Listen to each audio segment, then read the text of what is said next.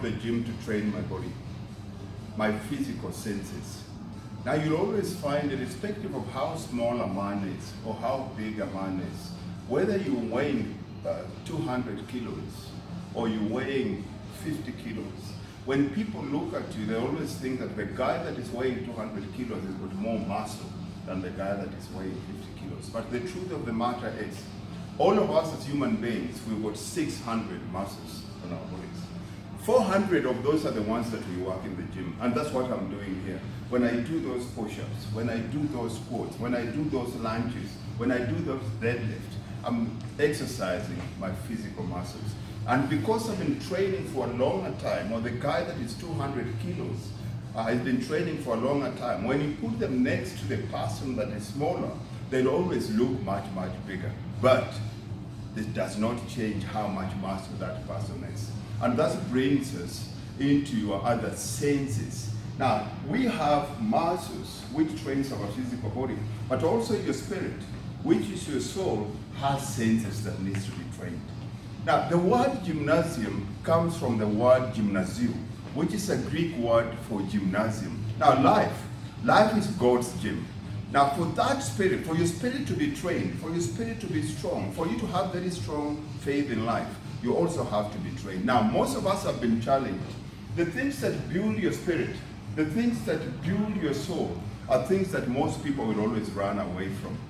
In the normal physical world, when you go to school, the teacher will always sit you down at the end of a term, at the end of a lesson, and make you write an exam.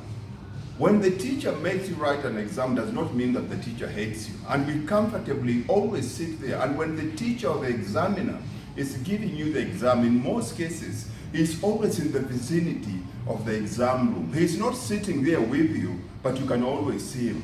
And what is the point of them giving us this exam? Why do we write an exam? An exam is not because the teacher hates you. The teacher wants to know how much you've learned from the lesson that you've learned, so that you can qualify to go to the next stage of your life. That is understandable, and most of us will willingly do that. But when it comes to spirit, the university for spirit is your life, and life comes with challenges. Now trust me, it doesn't matter how educated you are. It doesn't matter how rich you are. It doesn't matter how big you are. It doesn't matter how small, how beautiful, how ugly, thin or fat. Life is a university, and you cannot avoid the taste of life. And if you keep on running away from the taste of life, chances are you'll never live a happy life. Now, life comes with a different taste. Life comes with the taste of health. Life comes with the taste of relationships. Life comes with the taste with the shape of money problem, mindset, and all those things. Those are the tastes that life will always throw you away to make sure that you have to overcome them for you to become who you are supposed to be. Now, whatever obstacle that is in your way, your opportunity in it, you'll never get your opportunity unless you overcome that obstacle. Now, this becomes that kind of lesson, and most of us are very quick when it comes to giving up the test of life. In the normal world, we'll always rewrite the exam. If you did qualify or you did pass an exam to go to the next grade, you'll always sit down and rewrite that exam. But why are we struggling with this? Now, why am I doing this in the gym? I'm doing this in the gym because I want to use the same analogy in the gym that should be used when it comes to life. When I come in here and I start exercising, or if you come to me as a customer that wants to get in the best shape of your life, after I've done my analysis, I've done my assessment, and I've ascertained where you are, and it says that you're very unfit, you're very unhealthy, you haven't looked after yourself for long, of course I'm going to start you very light. And when I start you light, I'm not going to start with the hardest exercises.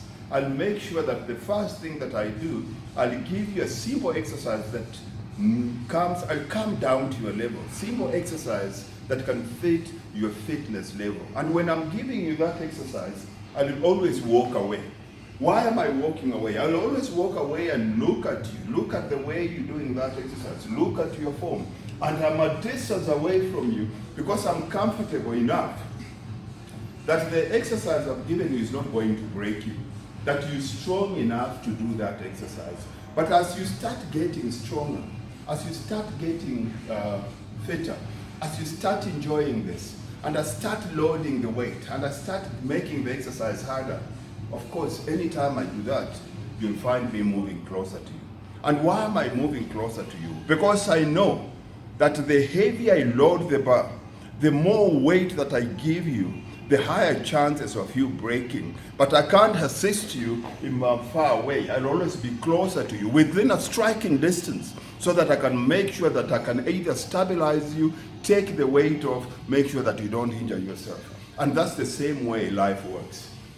When your life is loaded with problems, health issues, money issues, relationship issues, mental issues, your own mindset is trying to kill you, that's when God is closer to you. He'll never load your shoulders with more than what you can handle. And God becomes the architect of your life. He'll never load this house that is built without him making sure that the foundation is strong enough for it to be able to withstand the kind of weight that is giving you. God is your structural engineer. And the only way that we're going to be able to make sure that our spirit becomes as strong as our physical being is trusting him in the process and knowing that he's not very far off. Because storms of life do not negate the presence of God. The storm itself, that's the God that is there for you. Don't run away from the storms of your life, because that's when God is closest to you. Don't give up. That's all I'm telling you. I know things are tough for all of us. I know things are tough for you as men. I know you have relationship problems, money problems. Every single thing is everything is turned against you. But all I can tell you, as Jesus clearly said it in the Bible, he says very well that those that will always, for those that believe in God, will always turn anything that is put against them to work for God's goodness. He'll never put anything in your way to harm you, but either to redirect you or make you stronger than you think you are. Don't give up. Don't give up. And the message today is resistance training for the Spirit.